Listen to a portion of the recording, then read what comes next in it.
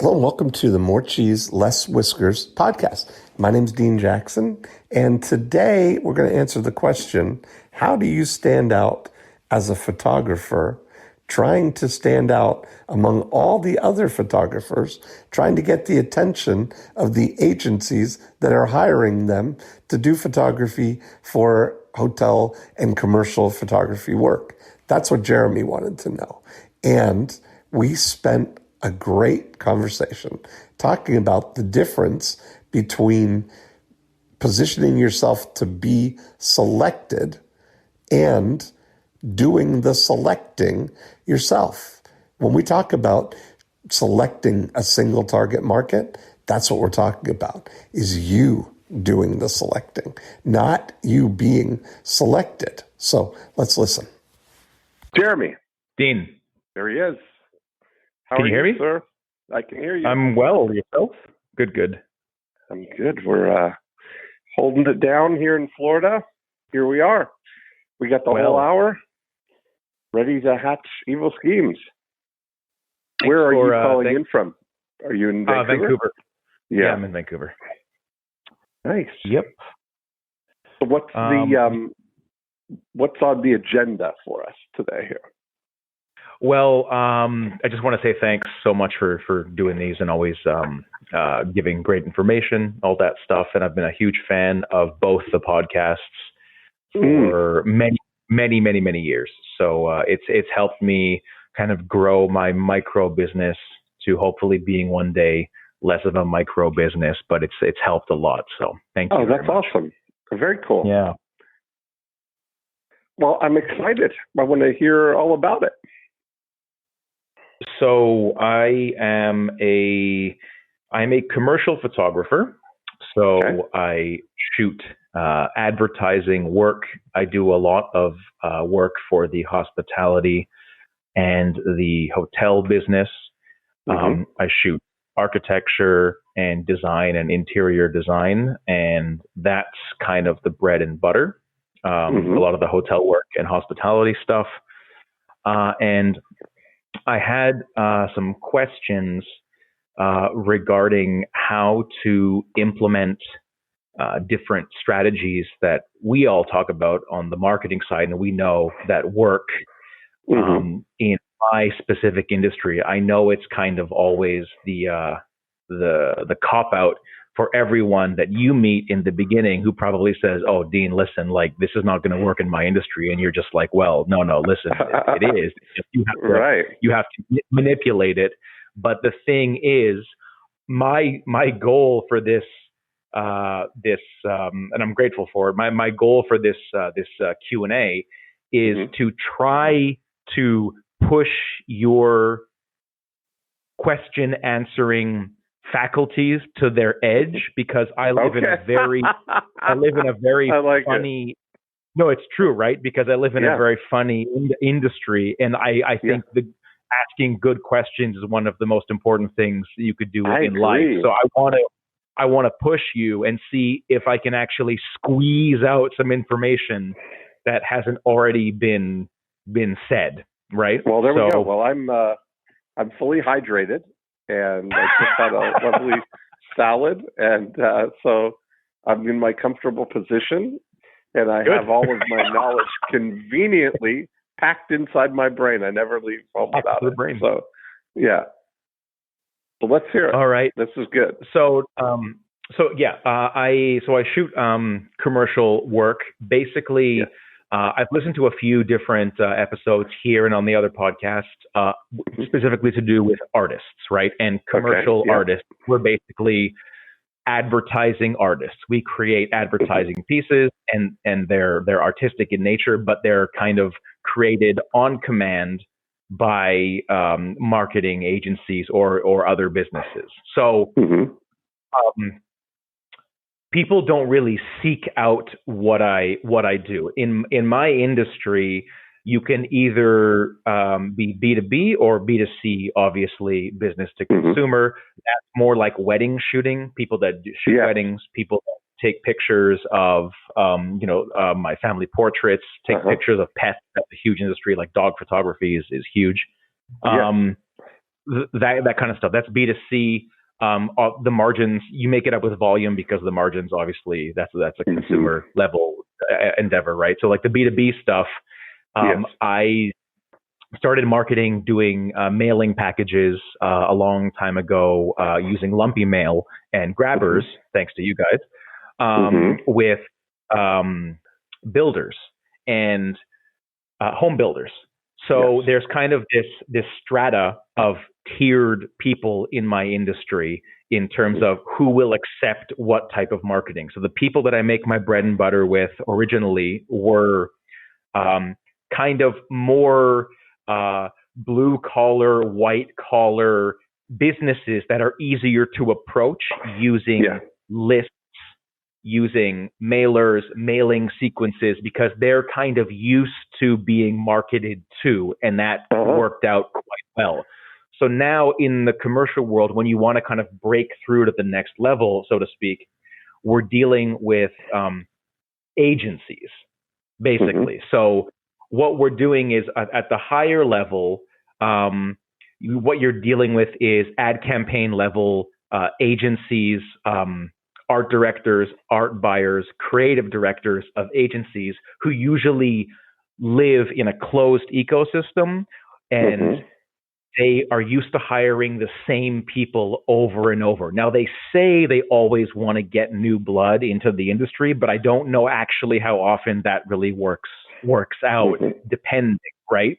So they're traditionally, to get agency level attention, they expect mailers of your portfolio with a little tiny subtle thing that says, Jeremy Segal photography or something, or those types of things, and they get inundated with them. Traditionally, they want to see your work, or they want to get referred to you through the industry, or they want to find you on Instagram. They do not like being marketed to, so to speak. They also don't like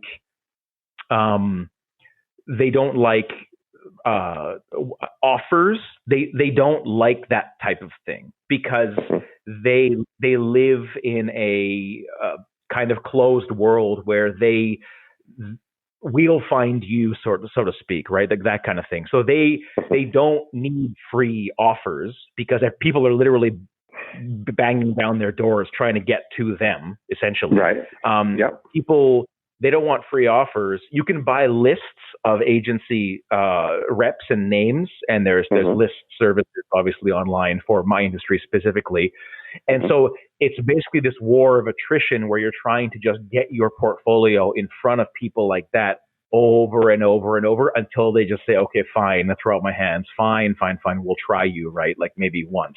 But what I want to do is I still want to play their game. I understand that that's their game.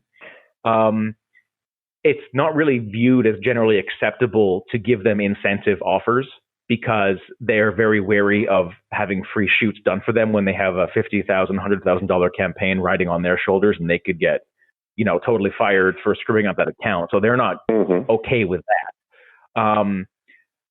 And I would like to still play their game, but I also really believe in direct marketing, lists, offers, and that type of thing, because obviously it works. So I'm looking for this, any ideas you can give me or any insight in that I could gain, how to tactically and effectively use principles of direct marketing and copywriting and lists, but use it in a way that they would find acceptable, because they really find it very off-putting to be marketed to.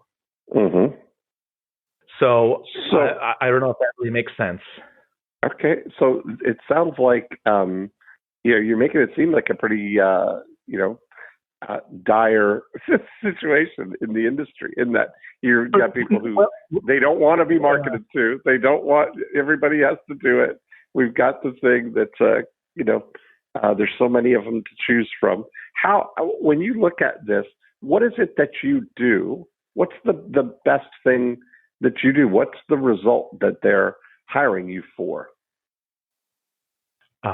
On-demand creativity that meets their specs for the creative brief.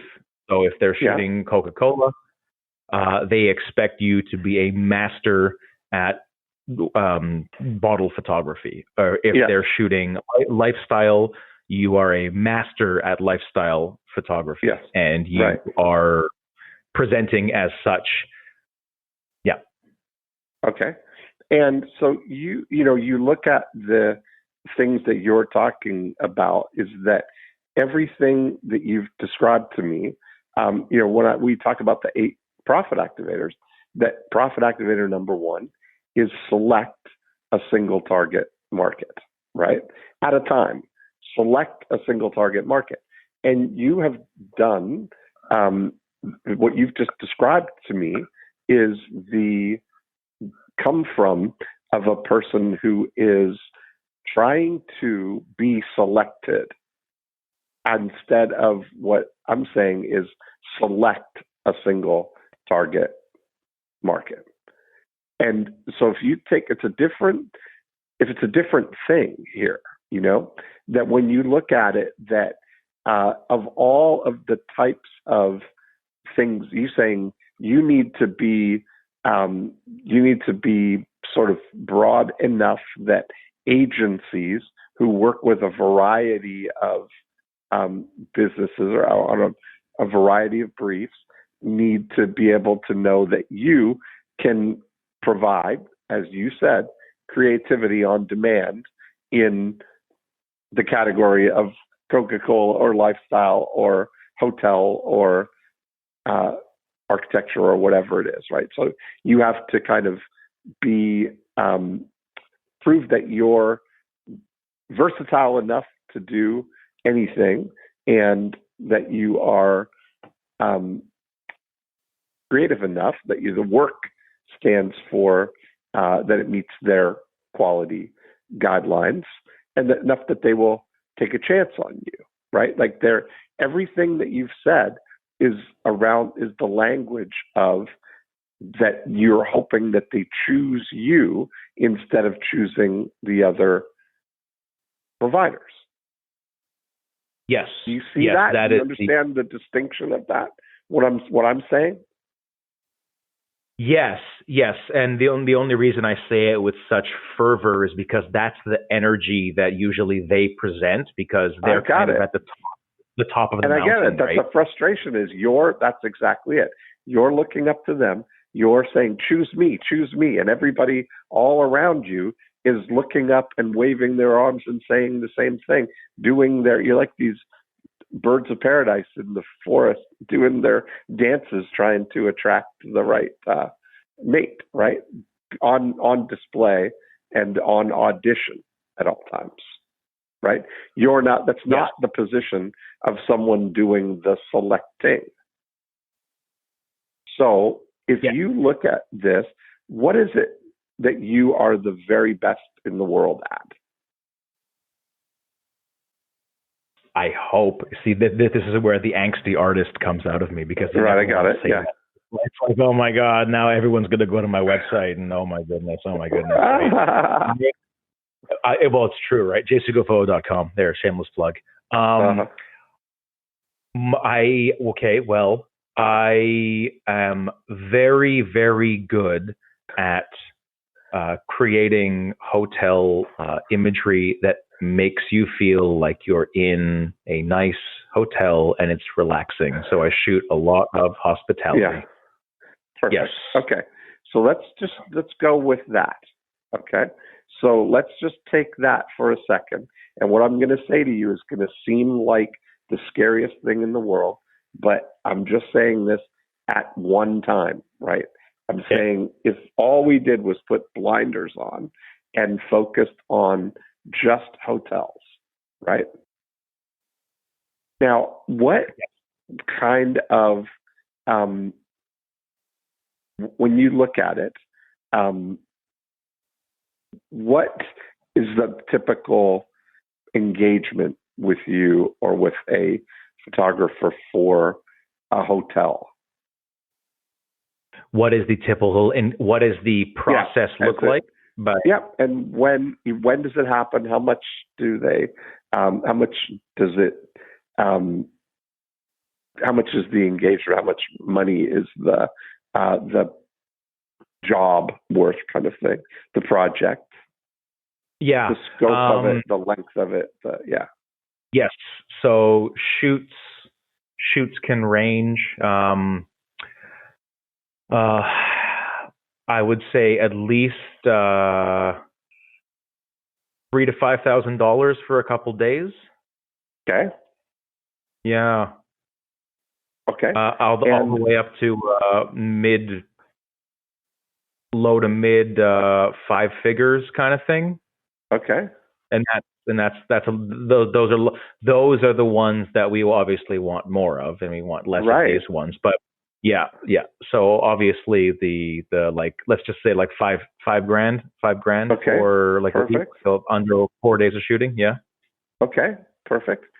So that's that would be the top of what you're looking for. If you could find those, that's the ideal. Yes. That's kind of okay. Yes. Yeah. In this vertical. Yeah. Yeah. I got it. Yeah. And again, everything that I'm saying here, we're just putting on these blinders to create a specific brand or a specific channel for hotels, right? We can do this exact same process for apartment complexes or real estate developments or whatever, the condo buildings. But the fact that it's exactly what they need. Did you ever hear me talk about the WeShootBottles.com? Yes. Yeah. Yes. And which is a perfect example of what we're talking about here, right?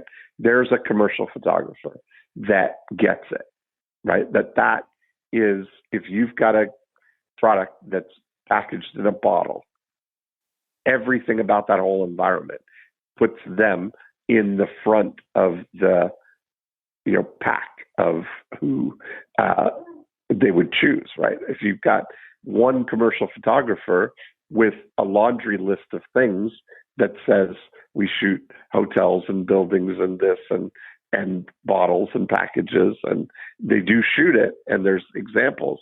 Here's some of the bottles that we've shot. Or you're up against someone who is exclusively, we shoot bottles, and here's every, the most beautiful work that we've done with bottles. That's going to be much more appealing to a person who's got a product that comes in a bottle. Yes. Yeah. So what I'm hearing is be exemplary in your category. Yes. Now, what is the outcome that you could affect with, how can you elevate it beyond the commodity of the pictures? How could you show a quantitative difference efficacy in yes. What do you know about why you over anyone? Yeah. So you know what? To be honest, I don't think they even know, because so they know. But what I mean is, I don't think I am not trying to. Obviously, you're like a font of knowledge, right? And I really do appreciate it. So I'm off the top of my head, I'm not trying to be dismissive of that idea. No, I want you to push back and explore it. It's fun. Yeah, I don't think anyone really knows unless they're doing click-through analysis and data on nice looking, but the agencies don't. So like some of them do, but a lot of these businesses they just want to have a kind of, it's very fashionable now to have like a super nice mobile website and have it all hipster and stylish and all the images match, right? So they want imagery to match the vibe of their mobile experience or their catalog that they're making. And they're looking for people to match the look and the creative that they already have. So they're looking for like the right fit. Now, I don't know if I can quantitatively promise them the right fit unless I give them use cases. Right. So like having Some people have like broadsheets or flat sheets of use cases, different projects you've done. Yeah. So something like that, like how graphic designers have a part on their website that says portfolio or use case, and they'll have the logo design, but then they'll also have a screenshot of the logo in use. So yes, exactly. That's kind of like, that's what they do, and they show how it's going to be used. But it's up to them how they want to use their creative. So I don't know how to measure that for them and kind of say like, look, it's 20% better photography. You have an uptick in when you use my photos. I don't know that. But this would be the great thing is if you can, how could you? Do you believe that one photographer can make a difference? Or are you saying literally, it doesn't matter, any photographer, it's all a commodity? No. I mean, that's the argument that you're saying. If you can't see how it makes a difference, then why? You can see. Why would somebody choose you? Yeah. Yes. You can see you can see at the mid tier and lower tier, they don't really know, right? Like that's why they always say, obviously, like the middle always eats itself, right? Like the middle and the always eats itself because it doesn't know what it's doing, right? So the highest, so like if I'm going to the highest level, which is the target, they at least know when the threshold has been met that you're supposed to be here. So like they know that it looks nice enough and it looks super pro and it's polished and it has a look. They're looking for like a very polished professional look that is not present with just Instagram shooters. No disrespect to Instagram shooters, but it's a different thing. That's why they're not getting. Sometimes they get hired for social campaigns, but Instagram shooters are not getting hired for like super high level stuff because it's not replicable. They trust us because we can replicate the same look over and over for years on command.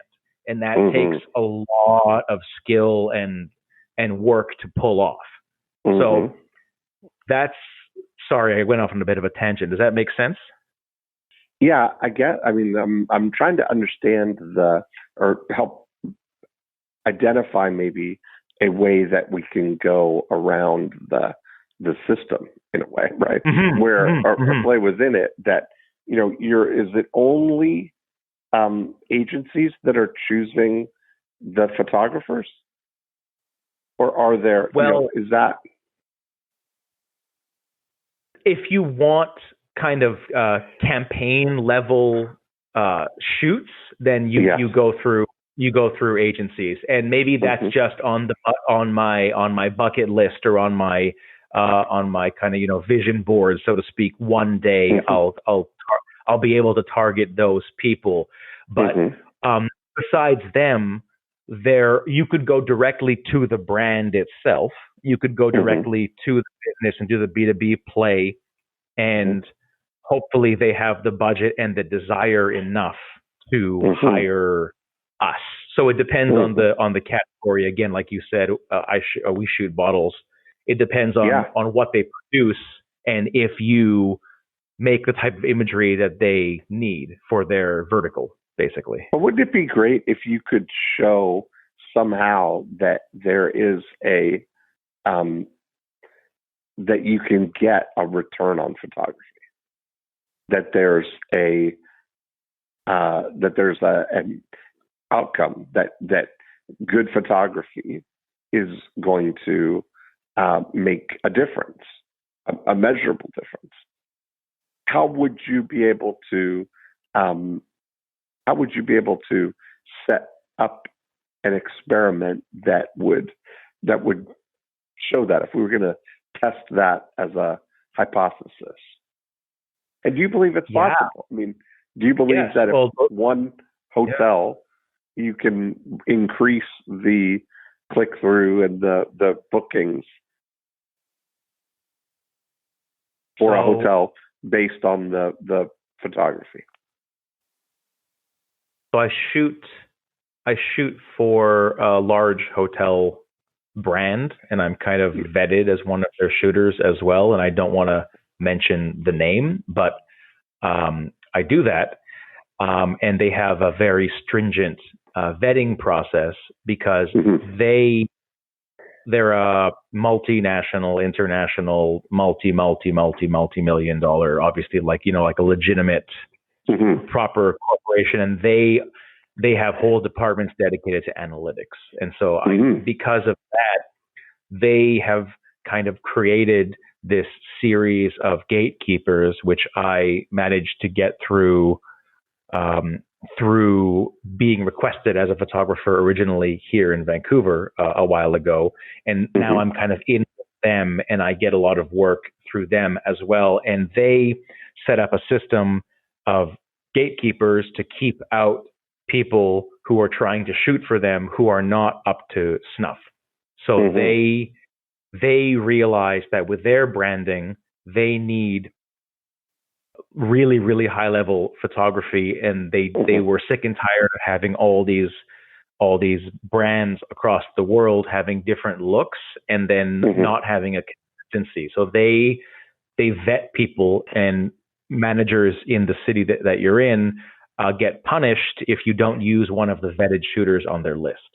And so they have quantified for themselves what good photography does, and so they only use these vetted shooters. And I can't think of another reason as to why they would make that process besides the fact that they realize that we need X type of people, we need this type of person to be our shooter, right? So they do that because they have this big data ability to sift and sort through all this data and show that better photos create more bookings for them. So they have a brand standard kind of image to maintain across this worldwide brand. So they do that, definitely. And I don't know how, I can't think of a clever way how I would be able to show a brand that, I don't know. I don't really. Well, and this is the kind of thing where even there's no evidence of it right now.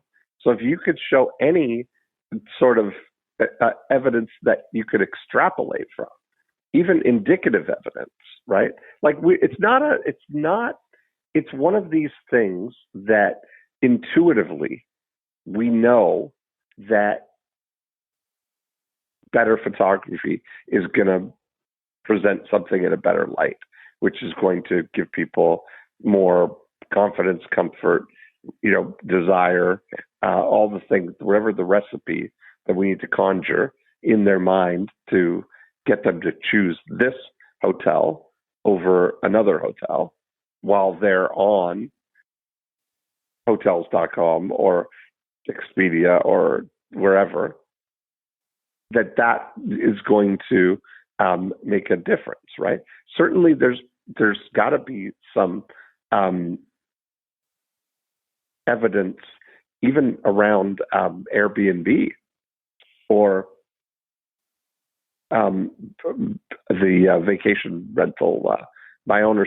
Somebody, there's got to be lots of evidence that photographs make a difference, even if it's not specifically in buildings. What I'm wondering about you take, it's a really interesting thing if you've got the opportunity to establish a test. Like you look at all the things, you can, all the hotels use online OTAs. They're all using booking agents, right? Yes. And so, they've got the opportunity to see the data. I'm sure that behind the scenes, they've got the, number of visits, all the analytics for your listing will show you what's happening on the scene, right? And I imagine that you could extrapolate data from, I got to imagine that Match.com or dating sites would show the difference between professional photography and regular photography, or Realtor.com, Zillow, all these other things where we know it certainly happens on YouTube. Thumbnails can make a huge difference in the number of views that videos get. So it's really about identifying if it can be a click advantage that, the right photography makes. If you're the only one that takes the time to set up the situation to, make a hypothesis, set up an experiment, execute on the experiment, and analyze the data, all of a sudden it becomes Jeremy's law, that you're the one that has established and discovered, just like all these social psychologists, propose something to see how people will respond to things. So leading with that as the primary. It could be. I mean, certainly, I'd be looking for everything rather than just like a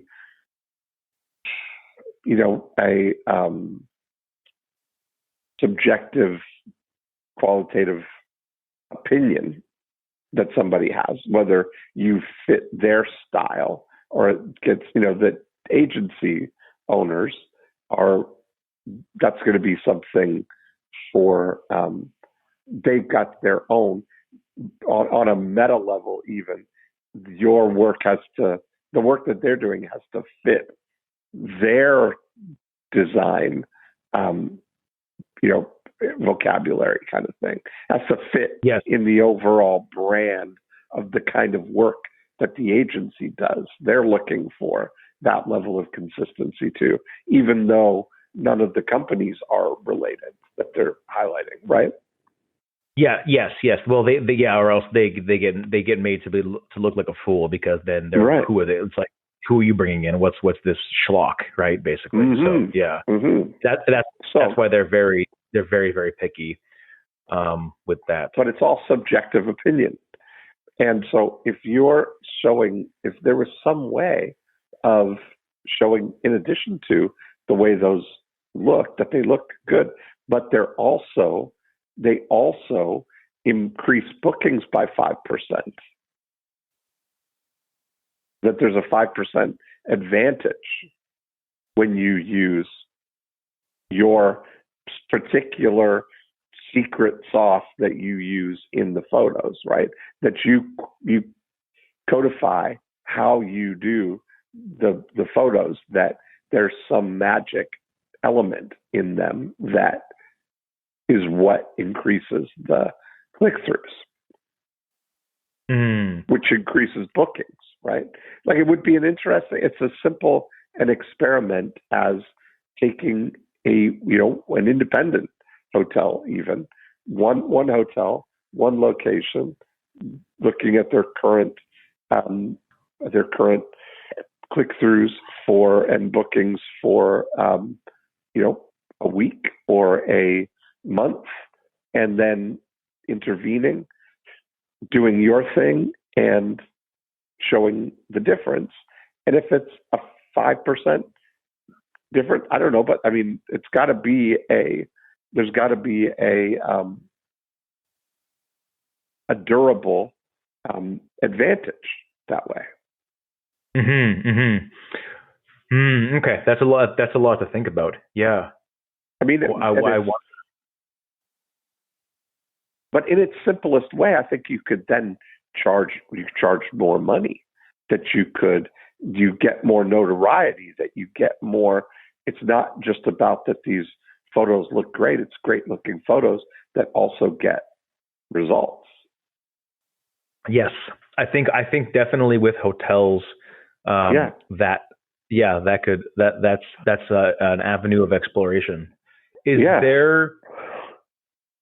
You almost go upstream on that and come, that's part of you are the one facilitating the things, but now you're selecting the agencies. You want to always get yourself in the position where you're the one doing the selecting.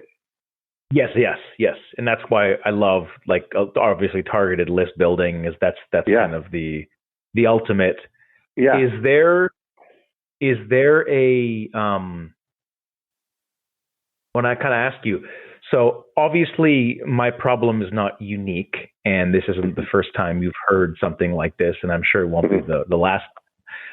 Is there a similar industry that you know of or have worked with or worked for that sounds as a little bit kind of closed or hoity-toity as ad agencies? I'm just curious. I always want to look outside of my bubble and see if I can model successful behavior or applicable. Well, I think for sure tactics. design. I think design agencies are in the same vein, for sure. I think you get into that. I don't know. Nothing comes to mind, It's like in my mind, I try to relate the problem to something else where I think the psychology is similar, but perhaps the actual product or service is completely different, right? So like if I was, some sort of service provider for high level defense attorneys or something like that, right? Where there's consequence and a lot of financial gain or loss to be had. So they take their businesses, obviously hyper seriously. I would imagine trying to approach them from a overly salesy standpoint perhaps would not work, because they're like, well, we're lawyers, right? Or something like that, right? Depending. Yeah. I don't. So they but are. If you look at it, that jury, photography that shifts minds, or that persuades, or that shows.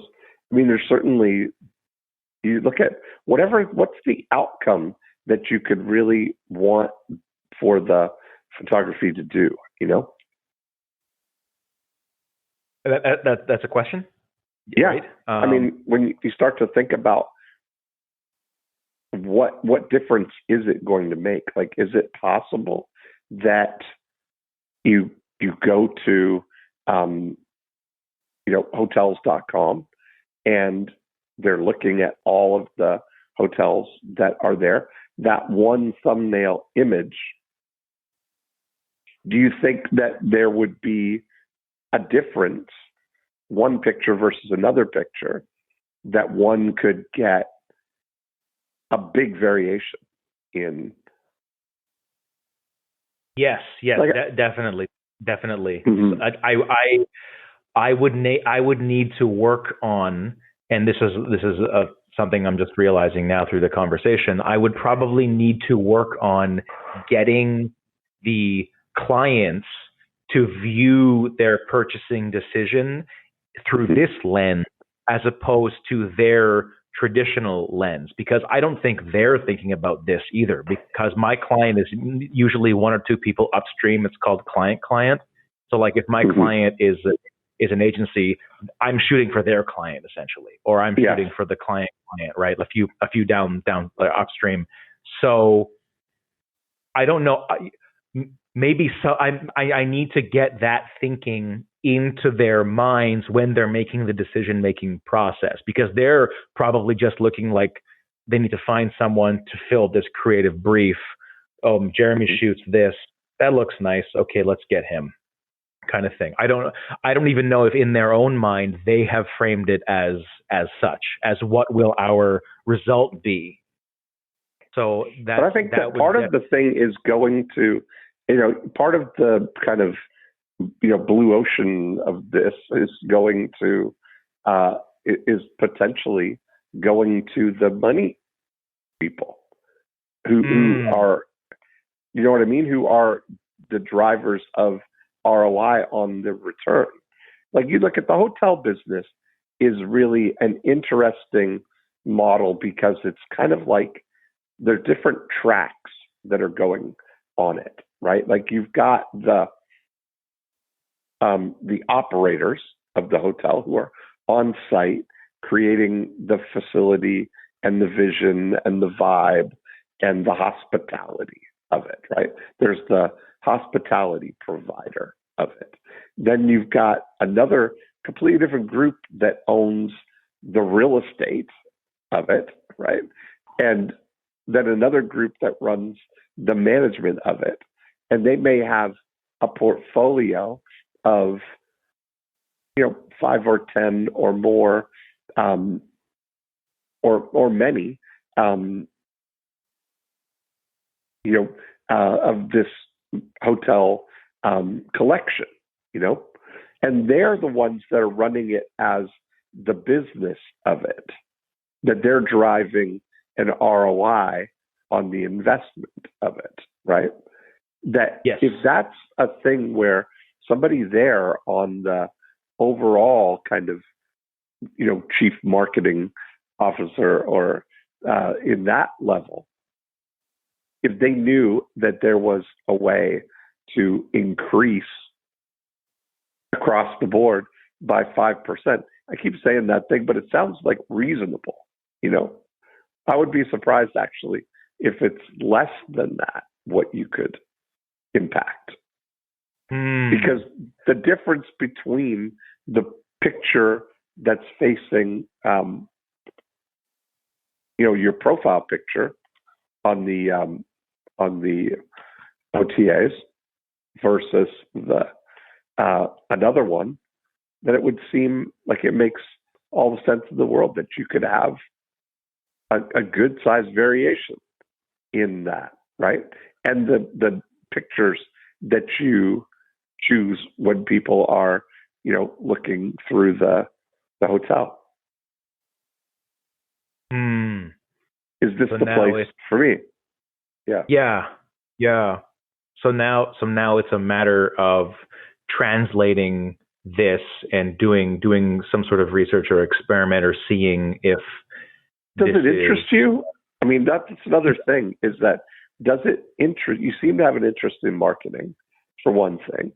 And yes, it just seems like if you could really be an advocate for not just the, being the artist of it kind of thing, right? Like doing what you're going to do or what you see best kind of thing. If you're taking the advocacy role of really getting to know that what are the elements of photography that drive emotions and decisions that lead to the next steps kind of thing, And then somehow finagling that for that. Yeah. And somehow finagling that into some sort of presentable material or something. Yeah, like if you become the center for photography science, that is no, I'm saying that is a thing that is a complete differentiator for you. And you could go even to the point of having, if you create the sort of the club, if you're creating a podcast for the CMOs of mid-size independent, private equity firms that invest in hotels kind of thing, I don't know. You're just thinking like of all the landscape of who could be, if you were to get that kind of inroad with, a hotelier who has, not like a huge national chain, but go down to the, there's a lot of hotels. Mm-hmm. And this is, but you start to think also that geographically, where are you? Do you want to just be in Vancouver? Well, no, I mean, no, I mean, of course not, right? Like it's asking, do you want your business to grow exponentially? Yeah, for sure. I also have connections. I used to live in Japan, so I kind of go back and forth. I'm trying to get inroads there. Yeah. I speak the language, so I kind of, but that's beside the point. I mean, anywhere really. Like, applying. If you could then extrapolating from this, systemize this, and then kind of expand the reach with different hotels specifically, and kind of creep my way outside of the circle of BC. Of course, that would be fantastic. Yeah, like what magazine are the hotel? There's got to be a hotel. There's got to be a BC hotel magazine, or trade pub, or there's got to be many of those that would fit, right? Yes. Yeah, and it's quite an ordeal the way they go through those things. I stay when I'm in Toronto. I'm at the Hazelton Hotel in Yorkville, and it's looks really pretty. Yeah. It's a 5-star boutique hotel, beautiful. But I saw them doing some of the photography there. They were doing some. It wasn't for the hotel. There was a photo shoot being done for a magazine in the lobby, and it was like a full on production. What they were doing. I mean, there was a lot of. It's a situation. It's a situation. Yeah, for sure. Yeah. I was amazed, actually, also at how far away the camera was from where they were actually.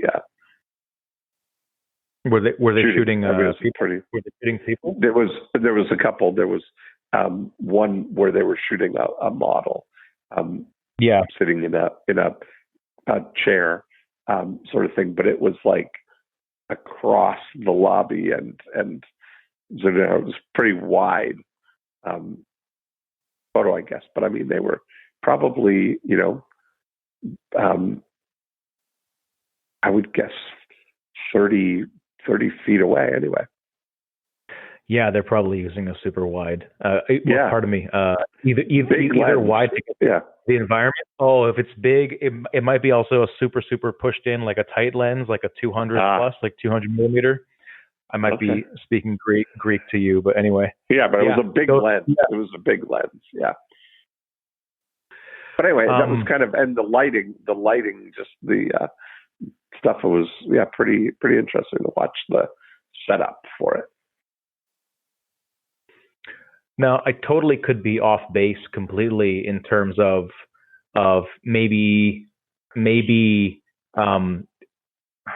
higher level kind of like agencies are kind of loosening up a little bit and getting new people in, but I for some reason in my mind, it seems to be harder than easier, obviously, to get. That's just kind of a silly statement, but it seems to be harder than need be. Traditionally, it's you send your book, you send your printed portfolio, and they kind of keep seeing it.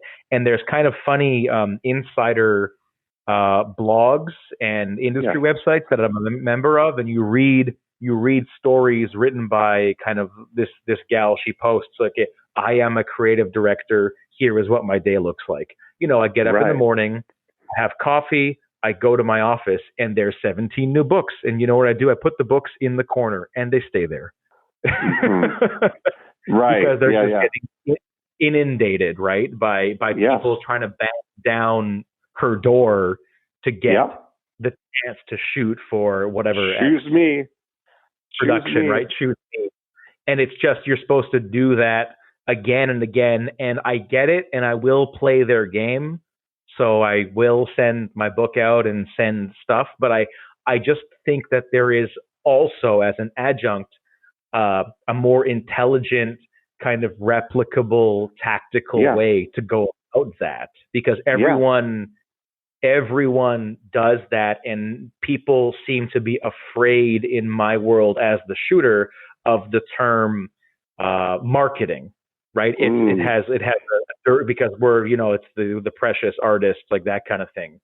So I also don't think that spamming again and again, even though it'll work eventually with volume, I don't think that's also the most efficient use of time either.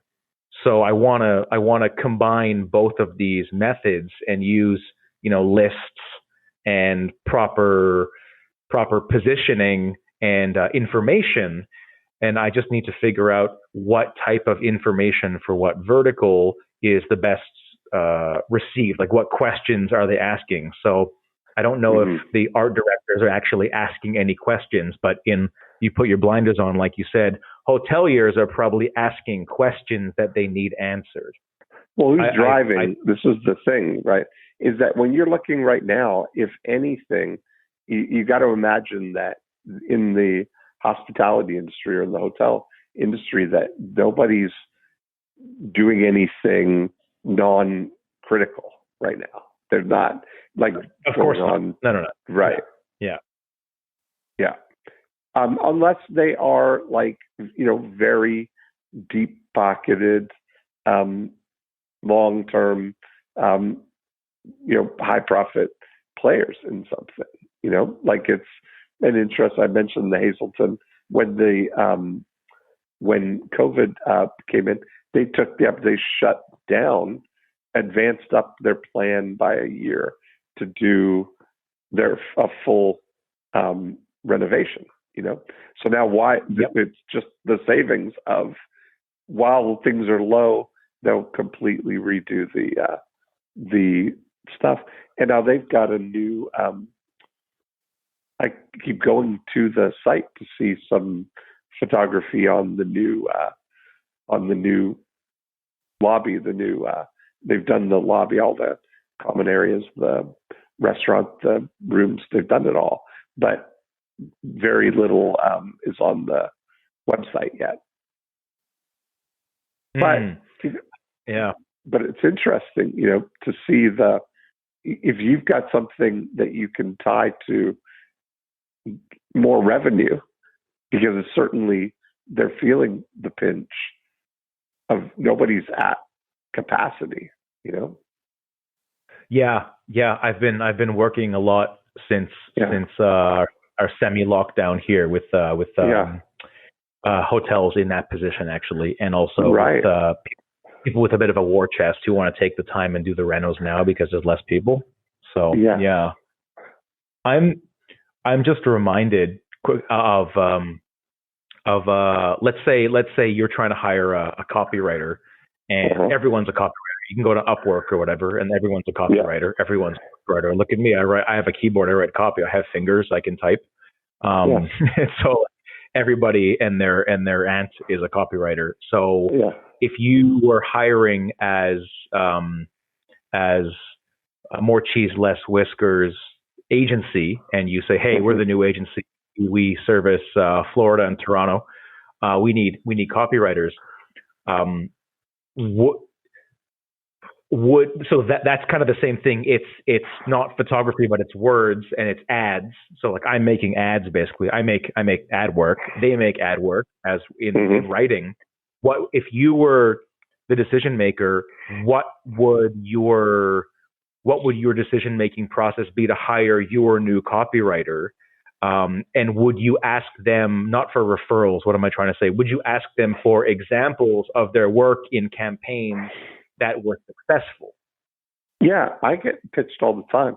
I don't care. I mean, the thing, what I would look for is, I would be looking at their results, right? At the work and their ability to communicate in the communication that we're having. If I was going to, hire an email copywriter, I would be very much paying attention to how do they communicate just in our interactions with email. I would definitely do the interview process kind of thing by email as well, just to see their thinking style, So yeah. So definitely quantitative as well. And yeah, I mean, it's the whole. That's the whole thing. It's like I'm looking for.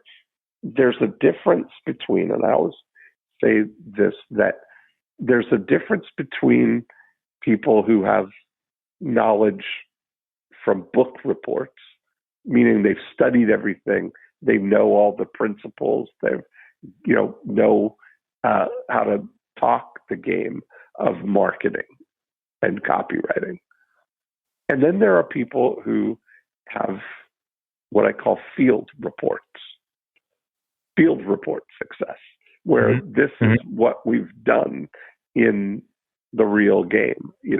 This is the results that we've been able to get.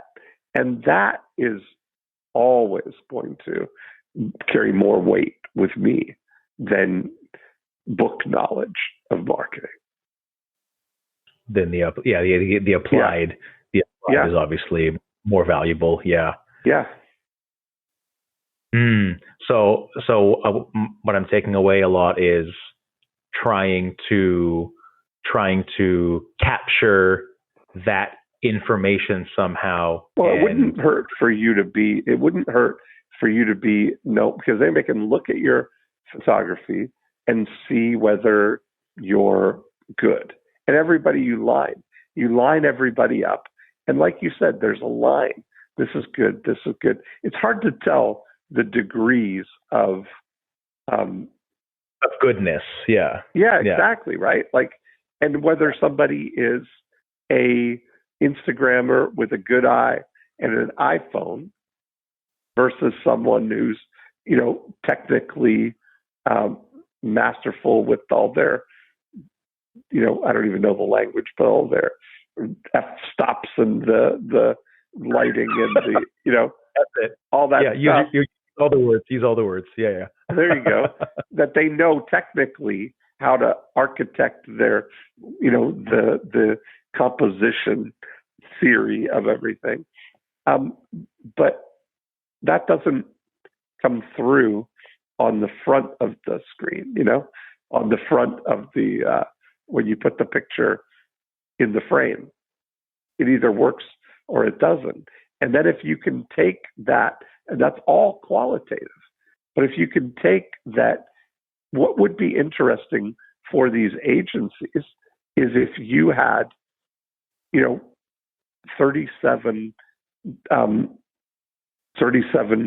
split test results. Like to show if you're testing elements of things, like to show the difference in photography. That's not enough to look great. That's the barrier to entry. But if you look great and you also do it in this particular way, with this particular component or approach to it, and set it in this particular type of environment, then it gets 10% more clicks than the other. If you can start, showing those things, that now becomes a differentiator. That not only are you're great, but you know how to make them look good too, because all of a sudden their agencies are constantly having to prove their worth. They're just as the same thing as what you were talking about. Wow. That's why they're so careful about, selective in the photographers that they align with, because they don't want anybody to make them look bad.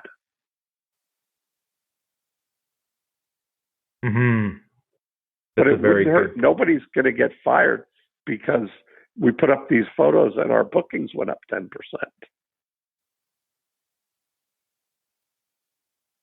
That's a really good point. They're actually giant versions of me. That's a really good point. Yeah. Because they're also fighting for the silent consumer who. Yeah, that's why attaching yourself to a better story for them to tell is a better thing. That's really interesting. That's all you need is a case study, Yeah, that's a really cool way to look at it. Case studies. Yeah. I think that's the thing. If you could do a case study like that and do it, that, if you'd be willing to do it, I mean, what's your cost on doing a shoot like that? Like if you were to invest in doing one for someone. Yeah, it wouldn't. It's not. It's just your time, right? Yeah, and then not expensive at all. Yeah. Right. But that might be an interesting thing for you to do and document it.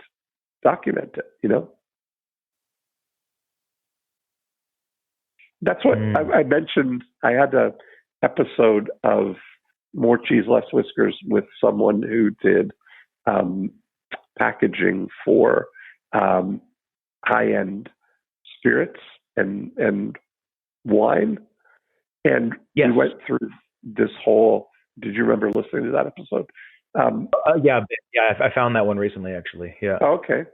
And so after that episode, somebody sent me an email that McKinsey had just put out a report on the return on design, basically, the financial case for design. And they showed that design-led companies actually get a 32% premium in the market, that they're 32% more revenue than non-design-led companies, and that they return 50-something more percent revenue to shareholders. So they do more top-line revenue, but 50% more profit as well. And that's a really good, McKinsey is known, of course, as a quantitative, house kind of thing. So for them to be able to show now that this, what has largely been looked at as a qualitative thing, now has an advantage. Oh, interesting. Yeah, I need to think about utilizing this kind of right. messaging and how I would utilize that for different verticals. I'm sure in each category that I shoot, there would be ways to figure that out somehow. Yeah, I agree. I agree. Well, thanks so much. Thank you for doing this and for the time and everything. I always really appreciate it, and I will be a lifelong listener and fan. And that's awesome. And I appreciate all the info. Wow, it's been great. I have some great takeaways. Awesome. Well, that's good. So let me know. Keep me posted if you're gonna go down that path. But look up that McKinsey design report too. Sure. McKinsey design report, I guess, is probably where you could find it. So there we go. Now, if we do have a person who wants to choose you as a photographer, where would they go to find you? They would go to my website. It's www.jsegalphoto.com. That's JSEGALPHOTO.com, jsegalphoto.com. And I also just want to say, if you are ever in Western Canada, or if I'm down in the States, if we can travel, God willing, one of these days, I would love to give you a photo shoot for yourself for free as a thank you. Yeah, I'll give you some nice, really cool looking headshots. So that'd be great. I appreciate it. Yeah, of course. So that's where they can find me. All my work is there, and I have a bit of a YouTube channel. You can follow all the links there. So love it. Yeah, perfect. Okay, thanks, Jeremy. Thank you so much, and talk to you soon. Thank you. Okay, thanks. Bye. Thanks. Bye-bye. And there we have it. Another great episode. Thanks for listening in. If you want to continue the conversation, we'll go deeper in how the 8 profit activators can apply to your business. 2 things you can do. Right now, you can go to morecheeselesswhiskers.com and you can download a copy of the More Cheese Less Whiskers book, and you can listen to the back episodes, of course, if you're just listening here on iTunes. Secondly, the thing that we talk about in applying all of the 8 profit activators are part of the breakthrough DNA process. And you can download a book and a scorecard and watch a video all about the 8 profit activators at breakthroughdna.com. And that's a great place to start the journey in applying this scientific approach to growing your business. That's really the way we think about Breakthrough DNA, as an operating system that you can overlay on your existing business and immediately look for insights there. So that's it for this week. Have a great week, and we will be back next time with another episode of More Cheese, Less Whiskers.